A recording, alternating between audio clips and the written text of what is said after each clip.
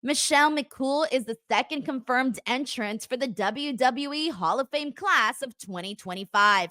During a Friday morning appearance on ESPN's Get Up, Michelle McCool was surprised with the news that she will be inducted into the Hall of Fame during WrestleMania week in Las Vegas this April. Michelle and her husband, The Undertaker, were on Get Up to promote WWE's new LFG series. And Triple H appeared via video to reveal that Michelle is being inducted into the Hall of Fame. Both Michelle and The Undertaker got emotional upon hearing Triple H's announcement. She said she's honored to be inducted alongside Triple H, who is the headlining member of this year's class.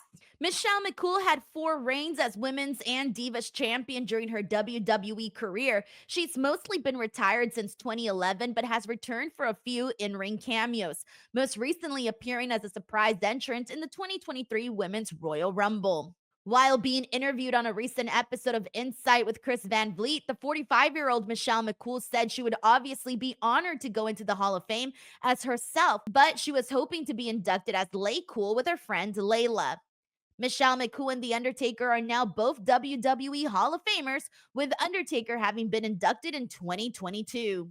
On to our next story. AEW's impending debut in Australia is already a major financial success, according to Tony Khan.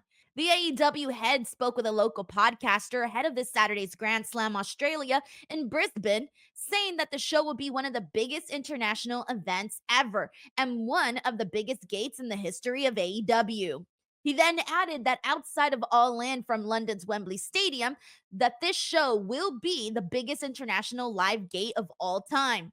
He did not reveal the current number. AEW has run internationally several times, including twice in the aforementioned Wembley Stadium, drawing over $10 million for 2023 and over $6 million for 2024. In June 2023, they broke their all-time record at the time with 1.3 million for Forbidden Door in Toronto, Canada. The company has also held international TV tapings in other Canadian cities in addition to Cardiff, Wales. As far as why Brisbane was the destination for their first ever Australia event, Tony Khan, who has never been to the country before, said that the city and the great promoters there wanted to bring in AEW and that it was really important to them to do so. It's believed they are receiving financial incentives for the event, which was originally set to take place inside Suncorp Stadium, but was moved to the indoor Brisbane Entertainment Centre for undisclosed reasons. And speaking of AEW, MJF and Hangman Adam Page will go face to face on the February 19th AEW Dynamite. After multiple confrontation on this week's episode, including a backstage promo segment and a wild brawl around the arena, MJF and Hangman Page will have a face-off on next week's Dynamite. The two look to be on a collision course for next month's Revolution pay-per-view. More AEW news. A grudge match 6 weeks in the making now has an official location and date that will be taking place at March's AEW Revolution. AEW World Champion Jon Moxley will defend against Adam Copeland. Copeland officially made the challenge nearly 2 weeks ago on the February 1st collision, but was turned down by Jon Moxley on last week's Dynamite. On this Wednesday's Dynamite, Adam Copeland and Jay White stole the briefcase that holds the title, which hadn't been seen since Moxley won it last October's Wrestle Dream. At the end of Dynamite, Adam Copeland threatened to destroy the case with his customized spike bat and bring the belt out unless Moxley agreed to the match. Jon Moxley came out and did just that, but Adam Copeland still attempted to open the case by battering it. He eventually got distracted by Pac, which gave Marina Shafir an opening to get the case back.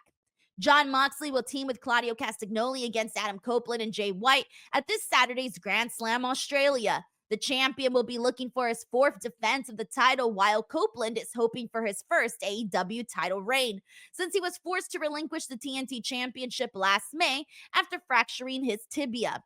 The singles match will be their first ever against each other. And in case you missed it, a big free agent has made his first appearance on NXT. Shortly before Tuesday's main event, Ricky Starks appeared in the crowd. They instantly recognized the former AEW star who wasn't mentioned by name by the announcers. Ricky Starks said that if NXT is the future of pro wrestling, they need an absolute superstar of the future. If this is the hottest brand, they need the hottest free agent. After being off of AEW television since March of last year, it was reported on Monday that Ricky Starks had been released from the company.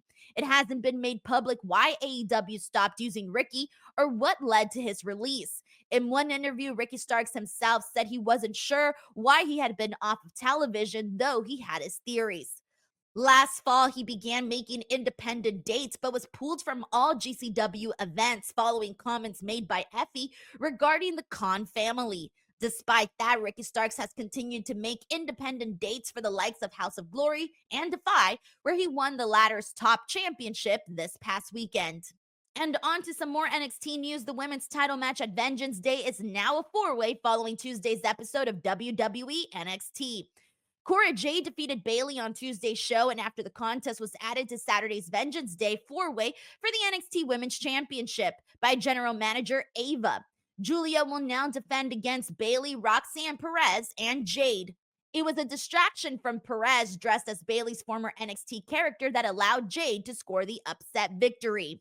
The finalized card for the WWE NXT Vengeance Day, which streams Saturday, February 15 at 6 p.m. Eastern Time on the Peacock in the United States and on Netflix and most of the rest of the world, includes the NXT champion Oba Femi defending against Grayson Waller and Austin Theory in a triple threat match, the NXT Women's Champion Julia defending against Bayley, Roxanne, and Cora, the NXT Women's North American Champion Fallon Henley defending against Stephanie Vaquer, the NXT Tag Team Champions Nathan Frazier and Axiom defending against Josh Briggs and Inamura, a strap match with Trick Williams versus Eddie Thorpe, and a match between Javon Evans and Ethan Page.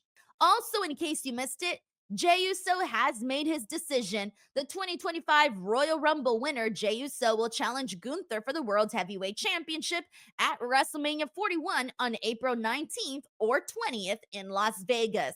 Jey Uso made the announcement in the opening segment of Monday's Raw, where Gunther interrupted Jey Uso's entrance segment and beat the challenger around ringside. Gunther left the scene after being escorted away by referees and officials, but as he hit the entrance stage, Jey Uso took the microphone in the ring and stated he was choosing Gunther as his WrestleMania opponent. Jey got a measure of revenge for Gunther's beatdown by hitting a dive to the champ.